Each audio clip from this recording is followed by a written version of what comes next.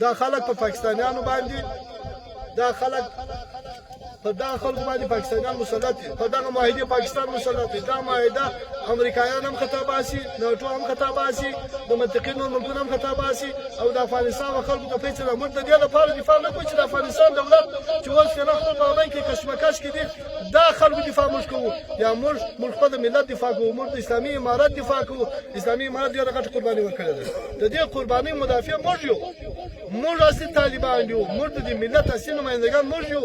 تاسې راسئ نن فعلا دا د نن ورځ روسان ایرانیان د شینډان په علاقه کې د ایران پر مرز د نن ځای پر ځای دي.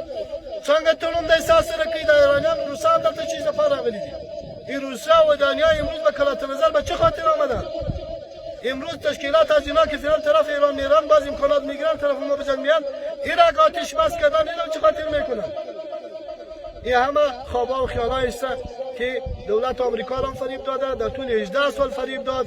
آمریکایی که در طول 18 سال از دست پاکستان شما فریب خوردید، میلادا دارد مصرف شد، باز از مردم فریب میخورید. همین کتله که شما در داخل قطرشانی مردم اسیرن، اینا سرنوشت خود ندارن، اینا آزادی ندارن، اینا سرنوشت ملت تعیین کردن نمیتونن، اینا فقط گوش به فرمان پاکستانی هستند. اینا منافع پاکستان میخوان، اینا یک دروازه جنگ دیگه در داخل افغانستان شروع میکنن.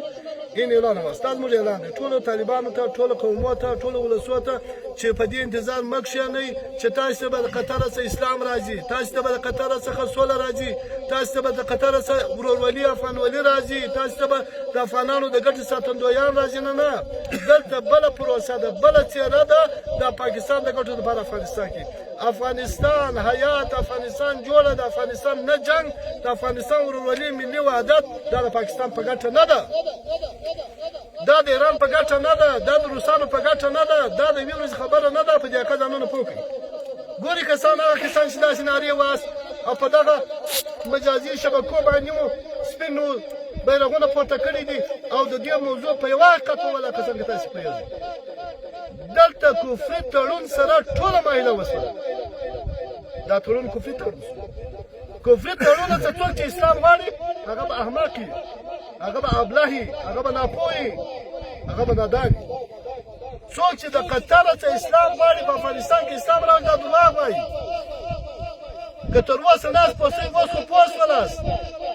الله په قرآن کې وایي من یتولهم منکم فانه منهم. څوک چې ستاسې تولا وکړي، تولا تړون دا تړون دی، دا تولا ده. دا تړون د روسانو سره وکړي، دا تړون ایرانیانو سره وکړي، دا تړون د پاکستان سره وکړي، دا د تړون د ناټو د امریکا سره وکړي. امریکایانو ته دا اعلان کوو که چیرې تاسې بله د جنګ دروازه د پاکستانیانو په دسایسو باندې په افغانستان کې خلاصوئ، لاس مو خلاص، د دې جنګ دپاره موږ ولاړ یو، وږي یو، تږي یو. خو زه دا درته وایم 15 به مړه کوئ، 10 به مړه کوئ، 100 به مړه کوئ، اما ملت داسې وژغئ. ملت د دوه څېرې پېژندلې دي، دا د ایران مزدوران دي، دا د پاکستان مزدوران دي. دو خپل رهبران مشران د دغه خواهشاتو مادیاتو شهوت پرستیو دپاره وژلي دي. دو د دغه قطر په عیش و عشرت ژوند کولو دپاره ملا محمد شهید کړی دی. دو د دغه قطر د عیش و عشرت دپاره ملا عبیدالله په محبس کې شهید کړی، دو ملا عبدالله شهید کړی، مسعود عبدالله شهید کړی، دو ټول ازبک مجاهدین شهیدان کړل د ایران او د روسانو د خوشحالولو لپاره. څوک چې ازبک مجاهد د روسانو د خوشحالولو لپاره وژني هغه کافر. هر کس که مجاهد ازبک به خاطر خوشنودی روسا میکشه او کافر است. ما نمیگم خدا میگه. کسی که با خدا مقابله میکنه همینطور عذاب خداوند سرش مسلط میکنه، مثل که در چین مسلط کرد و امریکا سر شما مسلط میشه. کرونا چوب بی صدای خدا سر شما میاد. کرونا چوب بی صدای خدا در داخل قوم مرکز تحریف قرآن. بچه های اهل سنت مظلوم سوریه و عراق به بمهای بزرگ روسی میکش، به فتوای همین مرتدین ملاهای قوم میکش. از چین پرواز میکنه کرونا، به قلب قوم میخوره، جای قرآن تعریف میشه، جایی که به 5 میلیون افغانی من فریب میده، جایی که به 5 میلیون سر ما در طول روزانه 100 نفر افغانی را به دست ما میکشند. والا نعره تکبیر، الله اکبر، الله اکبر، الله اکبر. کرونا چوب بی صدای خدا امروز 200 نفر کشت. امروز ما مزدورایشان امروز 200 نفر کشتیم.